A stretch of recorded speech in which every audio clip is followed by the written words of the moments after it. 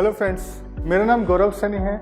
मैं technical trainer हूं cantt RO system में। तो आज हम सीखेंगे कि कैंट की कोई भी मशीन को कैसे रिपेयर किया जाता है। ये ऑन डिमांड कस्टमर सर्विस है, जहां पर कस्टमर आपको फ़ोन करके अपने घर पर बुलाते हैं और आप मशीन ठीक करते हो। तो जब भी हम किसी घर जाते हैं तो सबसे पहले प्रिपरेशन करते हैं कि हम खुद उसके लिए तैयार हों। खुद तैयार होने से मेरा मतलब है कि आपकी ड्रेसिंग सेंस अच्छी हो, आपका स्माइलिंग फेस हो, आप पूरी तरह से ग्रूम हो, क्लीन शेव हो। जब भी हमारे पास कोई कॉल आती है कस्टमर की, हमें एज ए गेस्टर कस्टमर को फ़ोन करना चाहिए और हमें कस्टमर से टाइम लेना चाहिए अप्रोप्रिएट। वो टाइम लेना चाहिए जब कस्टमर फ्री हो, जब कस्टमर आपको अपना टाइम दे सके, और उसी टाइम पर आपको ये भी एश्योर करना है कि आप वहाँ पर पहुँचें। और सबसे पहले कस्टमर के यहाँ पहुँचकर जेंटली एक बार उसके घर को नॉक करना है या डोरबेल बजानी है and wait for some seconds, कुछ सेकेंड का इंतज़ार कीजिए। और अगर ना खोले तो दोबारा से उसी गेस्चर में उस डोर को नॉक कीजिए। और जब कस्टमर ओपन द डोर तो सबसे पहले विद स्माइल कस्टमर को ग्रीट करना है और अपना कार्ड दिखाकर अपना नाम बताना है। माय नेम इज़ गौरव सनी, मैं कैंट आरओ से आया हूँ आपकी मशीन को ठीक करने के लिए। Before reaching to customer and आपको यह एश्योर करना है कि जो मशीन कस्टमर के पास है, आपके पास उसके रिलेवेंट टूल है या नहीं। तो सबसे पहले आप अपनी टूल किट को में चेक करेंगे, ये आपके पास टूल्स जो रखे हुए हैं ये पूरे हैं या नहीं, जो हमें आरओ मशीन को रिपेयर करने के लिए चाहिए। तो फर्स्ट ऑफ ऑल आपको एश्योर करना है कि आपके पास टेस्टर और different type of screw driver हो ताकि हम स्क्रूज खोल सकें। और मेक श्योर कि आपके पास TDS मीटर हो ताकि आप वाटर क्वालिटी अर्लियर स्टेज पर और जब आप अपना काम खत्म करें तब भी कस्टमर को ये बता सके कि वाटर क्वालिटी क्या है। तो अभी मैं मशीन लेकर आ रहा हूँ, जिसके लिए हमें कॉल आई है कस्टमर की, ये मेरी मशीन में ये दिक्कत है। तो हम एक ग्रैंड प्लस मशीन लेंगे और उसको ऑन करके देखेंगे कि उसमें क्या दिक्कत आ रही है। तो दोस्तों, अभी मैं जो मशीन लाया हूँ ये है कैंट की ग्रैंड मशीन, और अब हम इसको ऑन करके देखेंगे कि इसमें क्या दिक्कत है। कस्टमर ने मुझे कॉल किया है कि मेरी मशीन चल नहीं रही, आरओ वाटर नहीं आ रहा। तो हम इसको सबसे पहले ऑन करके देखेंगे कि इसमें क्या दिक्कत आ रही है। तो ये मशीन मैंने ऑन की और अब मैं चेक कर रहा हूँ कि इस मशीन में क्या दिक्कत आ रही है।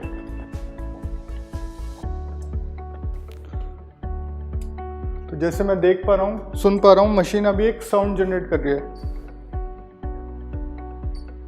ये देखिए, अब आपको सुन रहा होगा मशीन एक साउंड जनरेट कर रही है। और अब मेरे को ये चेक करना है कि ये साउंड कितने इंटरवल पर आ रही है।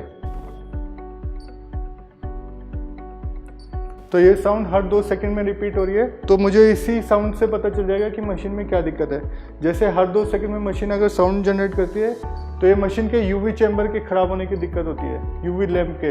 तो हम UV लैंप से रिलेटेड इस मशीन पे काम करेंगे, क्योंकि ये मशीन UV लैंप फेलियर होने का ही अलार्म दे रही है। तो हम सबसे पहले मशीन को ऑफ करेंगे। तो मैं मशीन को ऑफ करता हूँ। मैंने मशीन को ऑफ किया।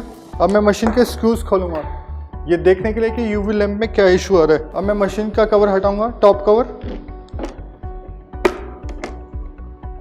और टॉप कवर को हम कभी भी उल्टा नहीं रखेंगे, ऐसे नहीं रखेंगे, इससे टॉप कवर पे स्क्रैच आ जाएंगे फ्रंट में और कस्टमर भी आपसे परेशान हो सकता है और वो आपकी कंप्लेंट भी कर सकता है। इसलिए टॉप कवर को हमेशा ऐसे ही रखेंगे ताकि उसके फ्रंट में कोई निशान ना आए। तो अब ये मेरा UV चैम्बर है और इसी में UV लैंप लगा हुआ है जिसका हमें एरर आ रहा है। तो मैं UV लैंप के सबसे पहले कनेक्शन चेक करूँगा। और दोस्तों, मैंने UV लैंप के कनेक्शन ही लूज देखे, तो मैंने UV लैंप के कनेक्शन एक बार टाइट किया और मैं मशीन को एक बार ऑन करके देख रहा हूँ। अभी भी मशीन में सेम इशू है, तो मेरे को ये UV लैंप एक बार निकाल के ही देखना पड़ेगा। तो मैं अब UV लैंप को मशीन से निकालूंगा। इसके लिए मेरे को इसके कनेक्शंस खोलने हैं मशीन।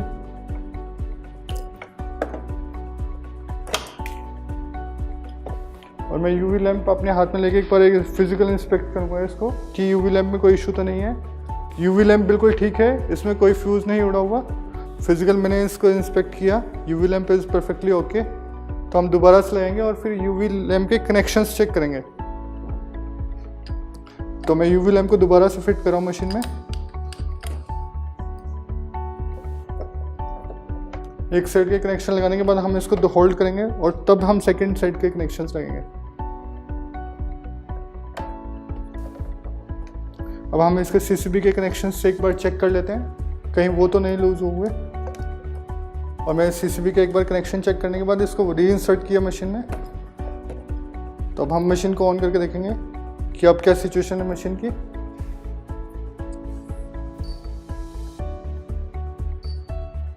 इस मशीन में अभी भी यूवी फेलियर का ही एरर है। तो हम एक बार दोबारा से मशीन को चेक करेंगे और मैंने सीसीबी का एक बार कनेक्शन चेक करने के बाद इसको रीइंसर्ट किया मशीन में। तो अब हम मशीन को ऑन करके देखेंगे कि अब क्या सिचुएशन है मशीन की। अब हमारी मशीन ठीक हो गई है। तो हमारी मशीन में पंप ऑन हो गया है और अब कोई साउंड नहीं है। तो इसका मतलब हमारी मशीन अब परफेक्टली ओके है। अब हम मशीन को बंद कर सकते हैं और इसके कवर्स लगा सकते हैं और फिर हम इसको वाटर पे चेक करेंगे। तो मशीन को रिपेयर करने के बाद अब हम मशीन को वॉल माउंट है तो हमारी मशीन वॉल पे लगाएंगे और सबसे पहले TDS चेक करेंगे मशीन का बिफोर क्लोजिंग द केस, और कस्टमर को TDS बताएंगे और पानी का टेस्ट जरूर चेक कराना है। हर कॉल को क्लोज करने से पहले आपको कस्टमर को TDS और उसका टेस्ट जरूर चेक कराना है कस्टमर को। तो इस तरह से हमारी ये मशीन की रिपेयरिंग कंप्लीट हुई। तो अब हम इसे पैक करेंगे और रख देंगे मशीन को। दोस्तों अब हम दूसरी मशीन देखेंगे। ये मशीन ठीक हो गई है। तो ठीक है फ्रेंड्स, अब हम दूसरी मशीन लेकर आए हैं जिस मशीन का मॉडल है प्राइम प्लस। मुझे कस्टमर ने कॉल किया है इस मशीन के लिए कि वो कुछ भी देख नहीं पा रहा है। इस मशीन में एक छोटा सा डिस्प्ले है जिसमें ये पूरी मशीन का पता चलता है कि मशीन में क्या क्या हो रहा है, और कस्टमर का कहना है कि वो कुछ भी देख नहीं पा रहा है। इसका मतलब इसका डिस्प्ले काम नहीं कर रहा होगा, जिसकी वजह से डिस्प्ले में कुछ आ नहीं रहा। तो हम मशीन को ऑन करके पहले ये चेक करेंगे कि मशीन में क्या दिक्कत है। तो हम सबसे पहले मशीन को ऑन करेंगे। तो मैंने मशीन को ऑन किया। अब हम चेक करेंगे कि मशीन में क्या है। जैसे ही मैं मशीन को ऑन करूँगा सबसे पहला जो काम होना चाहिए वो उसके डिस्प्ले में लाइट आनी चाहिए। जैसे कि हम देख रहे हैं कि मैंने मशीन ऑन की लेकिन डिस्प्ले में कोई लाइट नहीं है। तो या तो इसमें 2-3 पॉसिबिलिटी हो सकती है, या तो इसके डिस्प्ले के कनेक्शन लूज है या ये डिस्प्ले खुद ख़राब हो गया हो, और हो सकता है वो मदरबोर्ड जो इस डिस्प्ले को सिग्नल दे रहा है वो भी ख़राब हो सकता है। तो अब हम मशीन को खोलेंगे ये चेक करने के लिए कि इसमें से कौन सी कंडीशन इसमें है। तो हम मशीन को सबसे पहले ऑफ करेंगे और हम मशीन को ओपन करेंगे। मशीन को ओपन करते हुए आपको ध्यान रखना है कि जो टूल इसके लिए ज़रूरी है वो उसी टूल्स का यूज़ करें। तो मैं इसके स्क्रूज खोल रहा हूँ मशीन के। इस मशीन में 4 स्क्रू लगे हुए हैं टॉप कवर खोलने के लिए। तो अभी मैंने 3 खोले हैं, मैं लास्ट स्क्रू खोल रहा हूँ। सभी स्क्रू को एक साथ रखना है ताकि आपके स्क्रू इधर उधर ना हो। और टॉप कवर इसका पहले वाली मशीन की तरह नहीं उठाना क्योंकि इसमें डिस्प्ले लगा हुआ है। टॉप कवर हल्का सा टिल्ट करेंगे और कनेक्शंस चेक करेंगे। तो मैंने कनेक्शन खोलने के साथ ये टॉप कवर निकाला और रखा मशीन का। टॉप कवर को हमेशा ऐसे ही रखेंगे। तो एक बार मैं फिजिकली देख लूँ मशीन को कि मशीन में कोई बर्न होने की कोई मार्क तो नहीं है। फिजिकली मैंने मशीन को चेक किया, मशीन में ऐसा कुछ नहीं है। तो हम एक बार डिस्प्ले के कनेक्शन लगाकर एक बार चेक करेंगे मशीन। तो डिस्प्ले का ये कनेक्टर है जो मुझे इसके मदरबोर्ड पर लगाना है। तो सबसे पहले मैं इसी कनेक्टर को लगा रहा हूँ डिस्प्ले में। अभी मैं इसे मशीन के कवर को ऐसे रख रहा हूँ और एक बार ऑन करके देखना चाहता हूँ कि मशीन में डिस्प्ले में लाइट आई है या नहीं, क्योंकि अगर इसमें लाइट नहीं आई तो मुझे ये दोबारा खोलना पड़ेगा। तो मैं इसको होल्ड करके हल्का सा और मशीन को ऑन करके देखूँगा। तो दोस्तों देखो जैसे अब डिस्प्ले ऑन हो गया है। तो अब हम देखेंगे कि मशीन ऑन हो रही है या नहीं। तो ये मशीन ऑन हो गई, हमारे पास पंप की लाइट जल गई, इसका मतलब पंप चलने लग गया है। इस मशीन में लूज कनेक्शन का इशू था जो कि हमने ठीक कर दिया दोबारा रिकनेक्ट करके। तो हमारी मशीन अब ये रेडी है पूरी तरह से। तो हम इसको पैक कर सकते हैं और कस्टमर को इसके बारे में फिर बताएंगे कि क्या दिक्कत थी जिसकी वजह से इस मशीन काम नहीं कर रही थी। और अब हम मशीन को बंद करेंगे और किसी भी केस और बंद करने के बाद मशीन को सबसे पहले पानी का टेस्ट और TDS लेवल कस्टमर को जरूर चेक कराएंगे। हर कॉल में हमें ये काम ज़रूर करना है कि पानी का टेस्ट और उसका TDS लेवल कस्टमर को ज़रूर बताना है और अपनी भी कॉल रिपोर्ट पे ज़रूर डालना है ताकि ये हमारे भी रिकॉर्ड में रहे कि लास्ट टाइम हमारे पानी की क्वालिटी क्या थी इस मशीन के लिए। Thank you.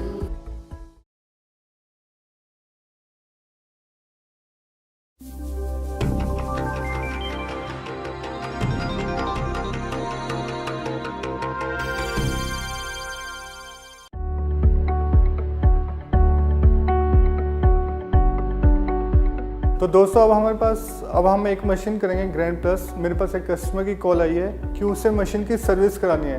तो अब हम ये सीखेंगे कि किसी भी मशीन की सर्विस करते हुए हमें क्या क्या करना है और कैसे करना है। इस काम में मेरी हेल्प करेंगे मेरे ऑफिस कोलीग मिस्टर बलजिंदर जी।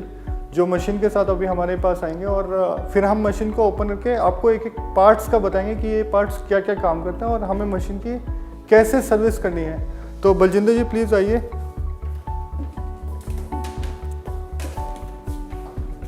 तो हमारे पास ये मशीन आई है ग्रैंड प्लस, जिसको अब हम सर्विस करेंगे। बलजिंदर जी प्लीज़ ये कवर हटा दीजिए।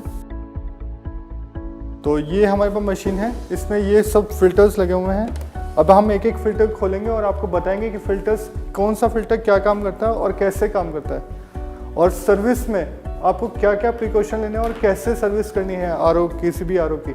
तो सबसे पहले हम शुरू से शुरुआत करेंगे, सबसे पहला फ़िल्टर निकालेंगे और फिर हम आपको दिखाएंगे स्टेप बाय स्टेप। ये पाइप्स इन्हें हम बोलते हैं पुश फिटिंग। पुश फिटिंग इसलिए बोलते हैं कि जब हम इन्हें पुश करते हैं तो ये अपने आप जाकर लॉक हो जाती है। अब ये पाइप निकलेगी नहीं इस फिल्टर से, तो हमें जब भी खोलना है तो इसको अनलॉक करना है और तब खींचना है। इन सभी जॉइंट्स को बोलते हैं पुश फिटिंग जॉइंट। दोस्तों ये ध्यान रखना, जो सबसे पहले खुलेगा वो सबसे आखिर में लगेगा, और हमें ये भी ध्यान रखना है कि इसमें इन और आउट कौन सा सेक्शन है, कहाँ पर पानी इन होगा और कहाँ से आउट होगा।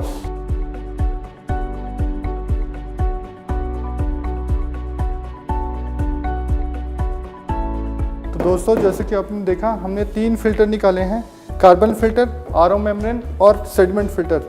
सर्विस में हम सिर्फ इसी फिल्टर को साफ करते हैं, सेडिमेंट फिल्टर को। सेडिमेंट फिल्टर हमारा काम करता है फिजिकल इम्प्योरिटीज़ को पानी में रोकता है।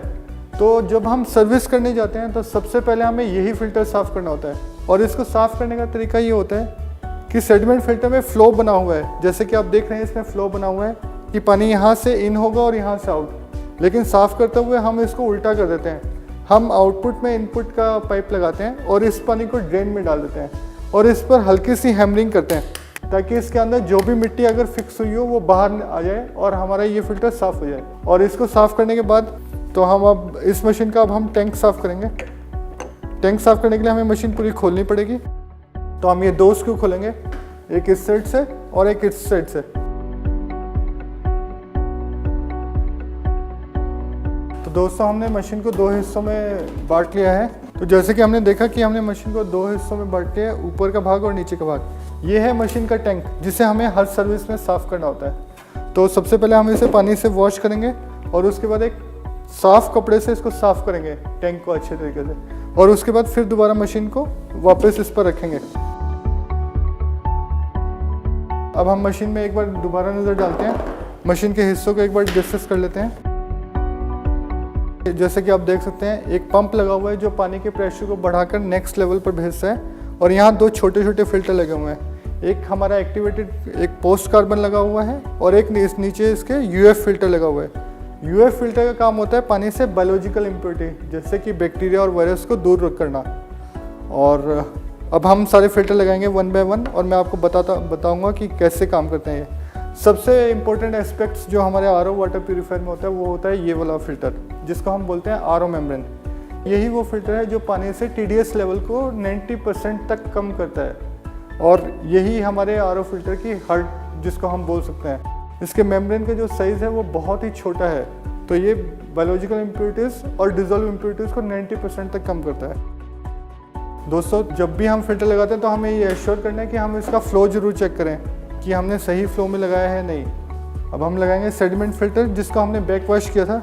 सेडिमेंट फिल्टर हमारा फिजिकल इम्प्योरिटीज़ को रोकता है, जैसे कि धूल, मिट्टी, ये पानी से रोक लेता है और हमारा पानी यहीं पे ही साफ़ हो जाता है फिजिकल इम्प्योरिटी से।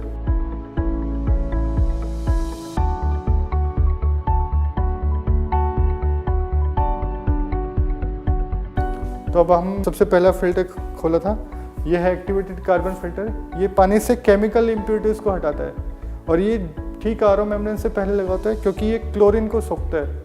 कोई भी पानी में कोई भी स्मेल, टेस्ट, बैड टेस्ट या कोई भी आयोडीन, क्लोरीन, इस तरह के जो भी केमिकल इम्प्योरिटीज़ होती है उसको ये अब्जॉर्व कर लेता है, और ये आरओ मेम्ब्रेन से पहले लगाया है। इसका कारण ये है कि हमारे आरओ मेम्ब्रेन के लिए क्लोरीन बहुत ही ज़्यादा खतरनाक चीज़ है, तो ये क्लोरीन को पूरी तरह से सोख लेता है ताकि हमारा आरओ मेम्ब्रेन की लाइफ को बनी रहे। तो अब हम इसको लगाएंगे।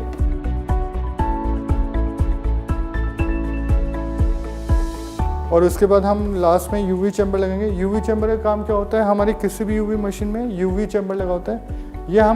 ये डबल प्यूरिफिकेशन स्टैंडर्ड पे काम करती है यूवी मशीन हमारी, क्योंकि हमारा पानी आरओ मेम्ब्रेन से साफ़ हो जाता है और उसके बाद पानी जाता है यूवी चैम्बर में।